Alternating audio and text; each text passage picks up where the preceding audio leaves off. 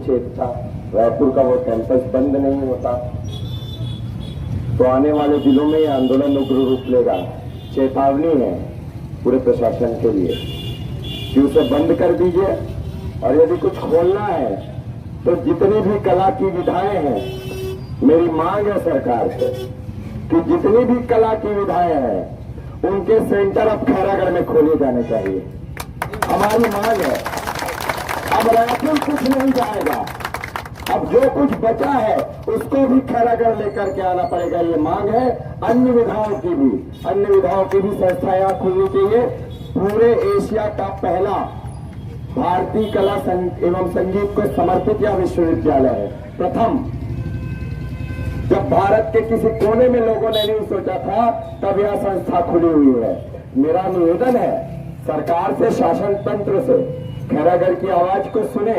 ऐसा वातावरण कहीं नहीं मिलेगा। मुझे बताइए, जो बाहर से आए लोग रह रहे हैं, जितने भी साथी खैरागढ़ के जानते हैं, मैंने कल पुलिस प्रशासन ने जब हम लोगों को बुलाया तो हम लोगों से चर्चा हुई। मैंने उनसे पूछा कितने मामले ऐसे दर्ज हैं जिसमें खैरागढ़ के बाहर के किसी छात्र के साथ खैरागढ़ के किसी स्थानीय व्यक्ति ने कभी कोई दुर्व्यवहार किया।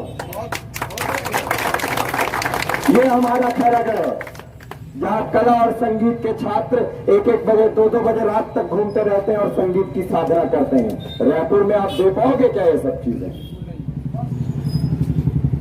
और सिर्फ एक स्वार्थ के वशीभूत होकर के किसका फायदा है? क्या रायपुर के लोगों ने मांगा था कि हमको स्टडी सेंटर दीजिए? किसी अखबार में है, किसी न्यूज चैनल में चला है कि रायपुर के लोगों ने कहा होगा कि रायपुर में खैरागढ़ संगीत विश्वविद्यालय का स्टडी सेंटर खोलिए? तो किसका स्वार्थ है? कौन है जो रायपुर से आया है? किसको चाहती, कौन चाहता है वहां मेरी संस्था हो? ममता चंद्राकर चाहती है। तो मेरा निवेदन खैरागढ़ वासियों से, आज जाग गए हैं, जागना है। आते हैं लोग। किसी ने कल मैडम ने बयान दे दिया मोबाइल फोन पे, प्रेस वालों को भी बयान दिए और कहा कि ये जो कुछ भी हो रहा है हम विस्तार के लिए कर रहे हैं। कैसा विस्तार है? एक तरफ मुख्यमंत्री जिला बनाने के लिए जिले की सौगात देते, कलेक्टर एसपी बैठता है, नहीं चाहिए जिला हमको, ऐसा जिला। हमारा विश्वविद्यालय नहीं रहेगा तो हमारे पास कुछ नहीं है। आप राजनांदगांव के हालात देख लीजिए। हमारी जो संस्था है वो हमारी आत्मा से जुड़ा हुआ है। कल एक बयान आया, कुछ लोग वहां के विश्वविद्यालय परिसर के जो आसपास प्रेस कॉन्फ्रेंस में बैठे, ये खैरागढ़ के लोग अपनी बपौती समझते हैं विश्वविद्यालय को। इस खैरागढ़ के विश्वविद्यालय का जो भवन है ना, उसको राजा साहब ने दान किया था, लेकिन उसकी एक एक ईंट में खैरागढ़ के एक एक परिवार का पसीना खून बन के लगा हुआ है।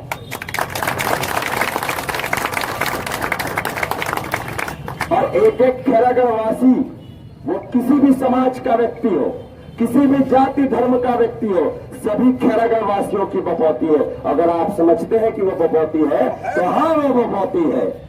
और कोई विश्वविद्यालय को यहां से नहीं ले जा सकता। कैंपस की बात भी आई, बहुत भ्रमित करने वाले विचार पड़ रहे हैं। कोई कह रहा है ऑफ कैंपस सेंटर में बड़ा विस्तार हो। आप खुद सोचो, आम आदमी जैसे कि वुमन सोचो।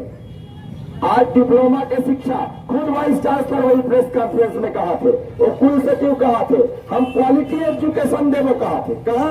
रायपुर में। अरे भैया, तो क्वालिटी एजुकेशन रायपुर में देवे, खैरागढ़ को नहीं पड़ेगा। तो ये साजिश है, समझना होगा। आज समझ गए तो विश्वविद्यालय बच जाएगा। आज एक छोटा सा सेंटर अगर खुलने दे दिया ना, तो डिप्लोमा के बाद डिग्री जाने में ज्यादा देर नहीं लगती है। आप में से एक भी व्यक्ति ये बता दे कि 2 दिन पहले, शुक्रवार से पहले किसी को पता था क्या? किसी को बताया कि कोई विज्ञापन जारी हुआ? लेकिन आपको बता दो, 20 लोगों का नियुक्ति, 19 लोगों के लिए नियुक्ति की पूरी सूची एक कागज है। ये पूरा कागज है जिसमें मैं इसको एक मिनट दिखाना भी चाहूंगा, क्योंकि कल बहुत सारी चीजें हुई। कुछ लोग भ्रमित करने का प्रयास उस विश्वविद्यालय के माध्यम से कर रहे थे। मैं बताना चाहूंगा, इन्होंने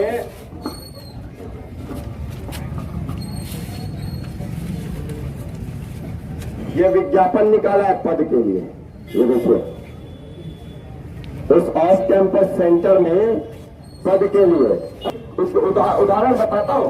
कर्नाटक म्यूजिक के एक शिक्षक हुआ करते थे, हम लोगों ने ज्यादा ध्यान नहीं दिया। उन्होंने अपना ट्यूशन भिलाई में खोल लिया। तो कर्नाटक म्यूजिक के जितने छात्र थे वो खैरागढ़ में पढ़ने के बजाय भिलाई। आज परिणाम यह है कि कर्नाटक म्यूजिक में एक स्टूडेंट नहीं है। जो मांग पिछले कई दशकों से चल रही है कि यहाँ के विषयों को स्कूलों में लागू करो, स्कूल में लागू करो ना, यहाँ के लोगों को रोजगार दो ना, यहाँ पढ़ने वाले छात्रों को रोजगार मिलना चाहिए। तो उस दिशा में नहीं जाएंगे, विखंडित करने का प्रयास करेंगे। तो विश्वविद्यालय हमारी आन बान शान है, हम लोगों को इसको विखंडित होने नहीं देना है। एक एक खैरागढ़ की सांस जो है ना, आप ये समझिए, हमको लगता है किस व्यापार से क्या कुछ जुड़ा हुआ है। किसी ने कहा बहुत सारी बातें आ रही हैं, अरे इनका,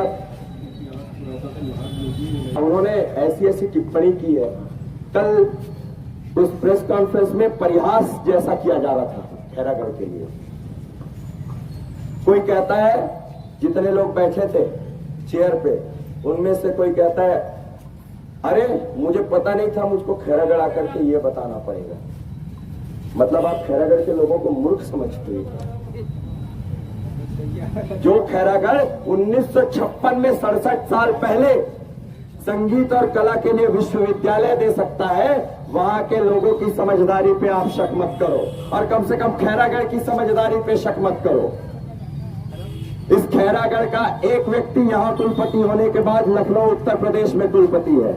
इस खैरागढ़ में पेंटिंग डिपार्टमेंट में पढ़ाने वाला एक व्यक्ति आज दिल्ली में कला अकादमी में डायरेक्टर है। इस खैरागढ़ से पढ़ने वाले सैकड़ों छात्र पूरे देश विदेश में नाम कमा रहे हैं। और उस खैरागढ़ जैसी संस्था को आप रायपुर ले जाना चाहते हैं, तो ये नहीं होने दिया जाएगा। आप देखिए, अच्छा आरोप लगाया जा रहा था राजनीति हो रही है। खैरागढ़ में जितने लोग खड़े हैं ना, इन आम चेहरों को पहचान लीजिए।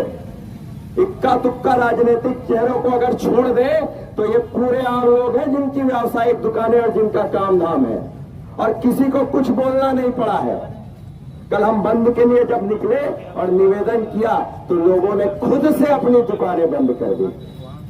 जो बाहर से आया है वो भी समझता है। तो निवेदन है, और मीडिया के साथियों से भी निवेदन है, जितनी जिम्मेदारी पत्रकारिता की है उससे ज्यादा जिम्मेदारी इस खैरागढ़ के लिए आपकी है। तो सत्य छपना चाहिए, सत्य सामने आना चाहिए। भ्रमित कौन कर रहा है ये भी सामने आना चाहिए। और इसके बाद भी अगर लगता है तो चुनौती है वाइस चांसलर को, सार्वजनिक मंच पर आ जाए और जो जो सवाल वो उठा रही हैं और जिसके ऊपर आरोप लगा रहे हैं उसका सारा लगा दिया जाए।